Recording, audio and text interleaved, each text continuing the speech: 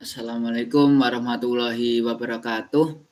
Akan mempresentasikan terkait final project pada mata kuliah pemrograman desktop. Di sini kami membuat rancangan sistem kasir toko Fajar plastik. Baik, sebelum presentasi dimulai, kenalkan anggota kelompok kami. Yang pertama Didan Fariza Zakaria dengan nomor NPM 219. Perkenalkan, saya Cahya Merianisari dengan NPM terakhir 191. Perkenalkan, nama saya Gilang Widya Satriawan dengan NPM 194. Perkenalkan, saya Mainindia Zahra Firmanisa Falak dengan NPM terakhir 209. Perkenalkan, saya Marcella Dwi Rahmawati dengan 3 digit NPM terakhir 210.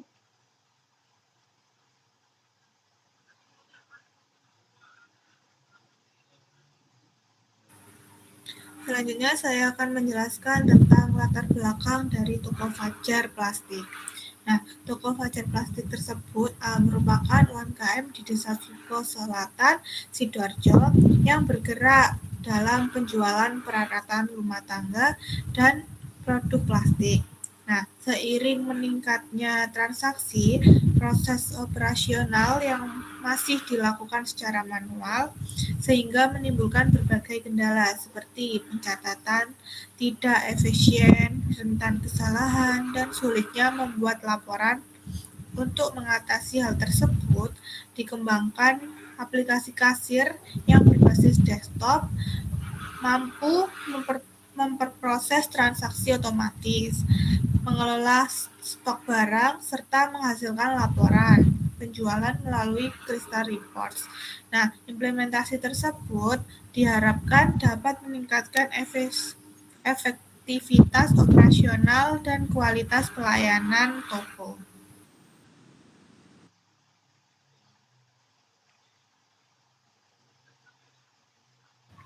Selanjutnya adalah tujuan. Yang pertama yaitu membangun sebuah aplikasi kasir berbasis desktop yang dapat mempermudah proses pencatatan transaksi penjualan. Yang kedua, membuat sistem yang mampu mengelola data barang dan stok secara otomatis dan terkomputerisasi. Yang ketiga, mengurangi kesalahan pencatatan, serta meningkatkan kecepatan dan efisiensi dalam proses pelayanan kepada pelanggan. Dan yang terakhir, membantu pemilik toko dalam memantau perkembangan usaha melalui data transaksi yang tersimpan dalam sistem. Selanjutnya yaitu Entity Relationship Diagram. Di dalam Entity Relationship Diagram pada aplikasi kasir yang kami buat, itu terdapat 6 tabel. Yang pertama yaitu ada tabel penjualan header. Di dalam tabel penjualan header sendiri, itu terdapat nomor faktur, tanggal transaksi, waktu transaksi, ID kasir, ID pelanggan, subtotal, diskon, total akhir, bayar, dan juga kembalian. Kemudian untuk tabel penjualan detail itu terdapat ID detail, nomor faktur, ID barang, kuantitas, harga satuan, subtotal item. Selanjutnya pada tabel barang sendiri itu terdapat ID barang, ID jenis, kode barang, nama barang, harga beli, harga jual, dan stok. Untuk tabel pelanggan itu terdiri dari ID pelanggan, kode pelanggan, nama pelanggan, alamat, dan juga nomor telepon. Untuk tabel kasir itu terdapat ID kasir, kode kasir, nama lengkap, username, password, hak akses. Untuk tabel jenis sendiri itu ada 2, yaitu di ID jenis dan juga nama jenis. Untuk hubungannya, penjualan header itu memiliki hubungan dengan penjualan detail, yaitu hubungan many to many, karena satu transaksi penjualan itu dapat memiliki banyak detail barang, sedangkan satu detail penjualan hanya berasal dari satu transaksi saja. Kemudian hubungan antara tabel barang dan juga penjualan detail itu one to many karena satu barang itu dapat muncul di banyak detail penjualan, tetapi satu detail penjualan itu hanya mencatat satu barang. Kemudian hubungan antara tabel penjualan header dan juga tabel pelanggan itu many to one karena satu pelanggan itu dapat melakukan banyak transaksi dalam penjualan. Namun satu transaksi itu hanya terkait dengan satu pelanggan saja. Kemudian hubungan lagi antara tabel penjualan header dengan kasir itu many to one. Karena satu kasir itu dapat melayani banyak transaksi, sedangkan satu transaksi itu hanya dilayani oleh satu kasir saja. Kemudian hubungan antara tabel barang dan juga tabel jenis barang. Di sini hubungannya many to one, karena banyak barang itu dapat termasuk dalam satu jenis barang, dan satu barang itu hanya memiliki satu jenis. Selanjutnya, hubungan antara tabel penjualan header dengan barang itu many to many. Secara konsep, karena satu transaksi dapat berisi banyak barang dan satu barang itu dapat muncul di banyak transaksi. Hubungan ini direalisasikan melalui tabel penjualan detail sebagai tabel penghubungnya.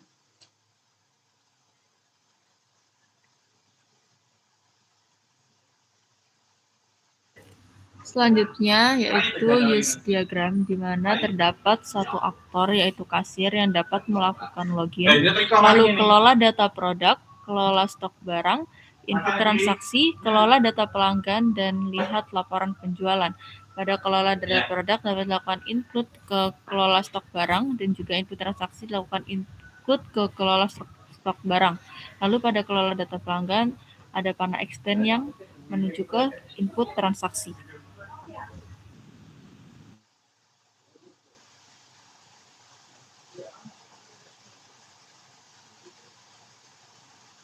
Selanjutnya terdapat squash diagram. Squash diagram sendiri adalah jenis diagram pada OML yang digunakan untuk menggambarkan alur interaksi antar objek dalam suatu sistem secara berurutan.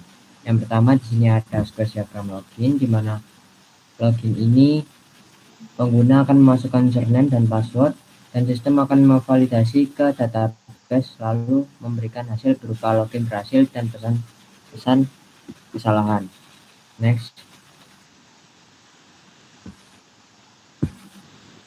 Selanjutnya di sini ada squash diagram data penjual. Di sini ada sekalian tampilkan detail faktur juga, terus juga ada squash diagram jenis barang.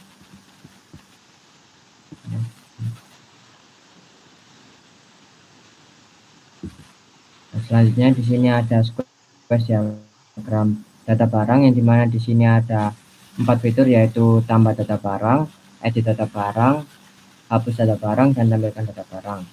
Terus yang selanjutnya ada data pelanggan, juga sama, di situ ada tambah data pelanggan, edit data pelanggan, hapus data pelanggan, dan tampilkan data pelanggan. Dan yang terakhir ada tambah data kasir, edit data kasir, hapus data kasir, serta tampilkan data kasir.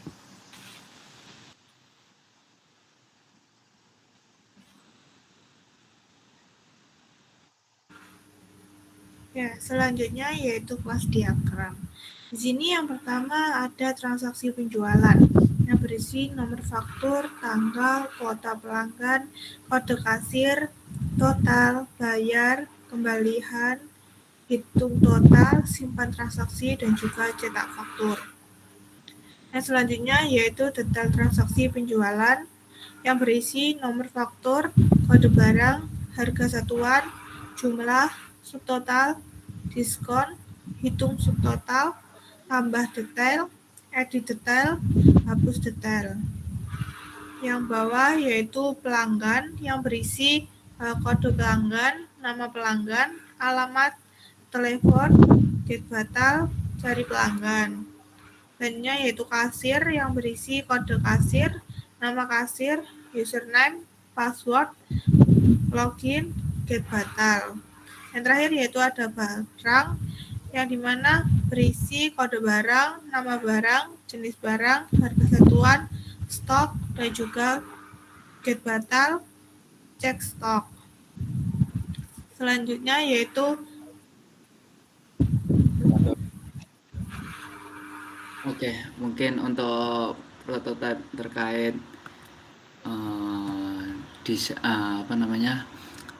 desain kami akan saya jelaskan secara visual.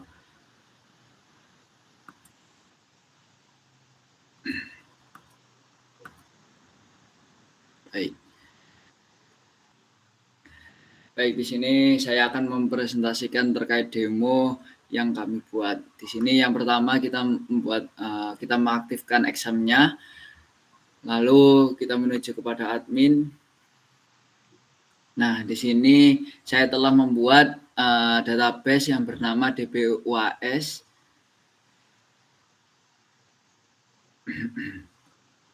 Nah, di DBUAS ada tabel barang, tabel jenis barang, ada tabel kasir, tabel pelanggan, dan tabel penjualan detail. Dan yang terakhir ada tabel penjualan header.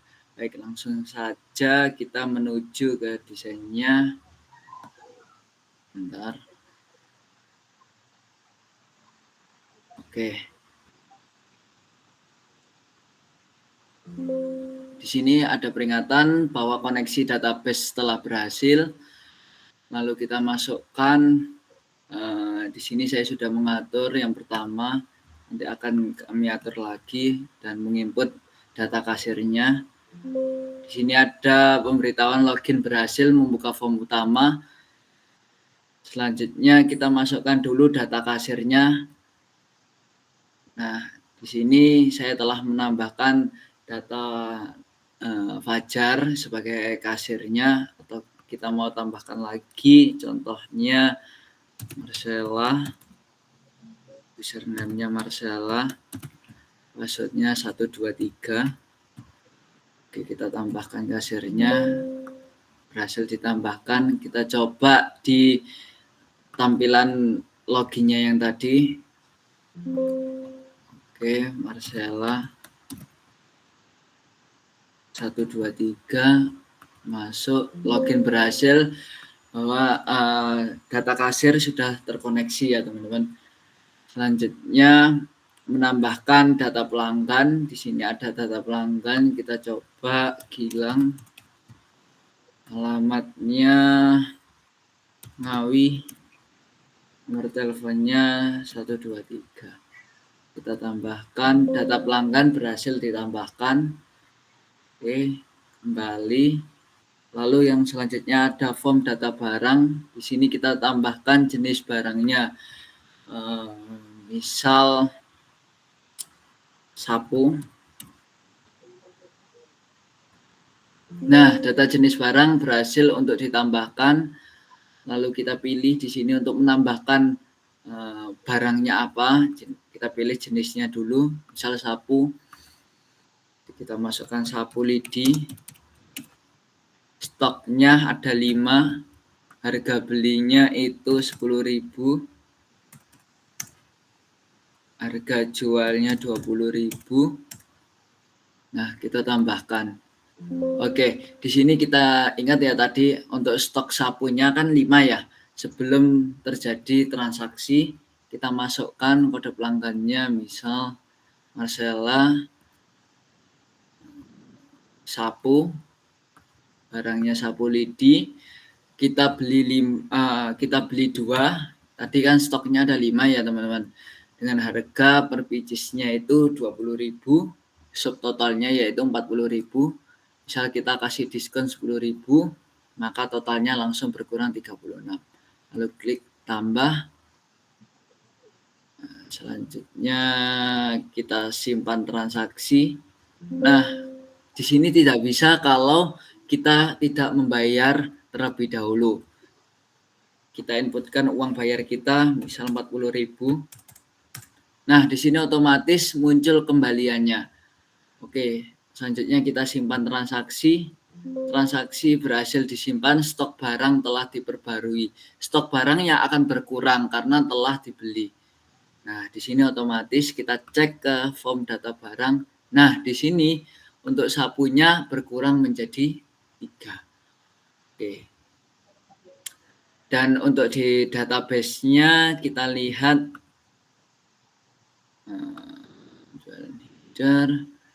nah, di database-nya otomatis akan ada data barangnya seperti ini. Ini untuk kuantitasnya. Sapu kita beli 2 yang tadi. Nah, untuk crystal report-nya kita bisa mencetak seperti ini. Nah, di sini adalah form data barang yang telah tadi diinput.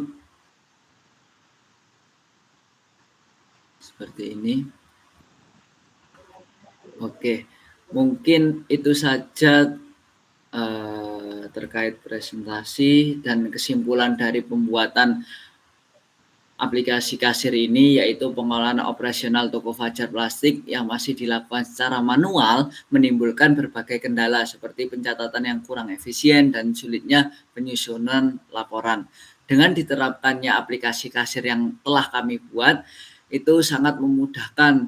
Yang pertama yaitu fitur transaksi secara otomatis, pengolahan stok, dan pembuatan laporan melalui Crystal Report, serta proses bisnis toko dapat berjalan secara cepat, akurat, dan aman. Sistem ini mendukung peningkatan efisiensi operasional serta kualitas pelayanan kepada pelanggan.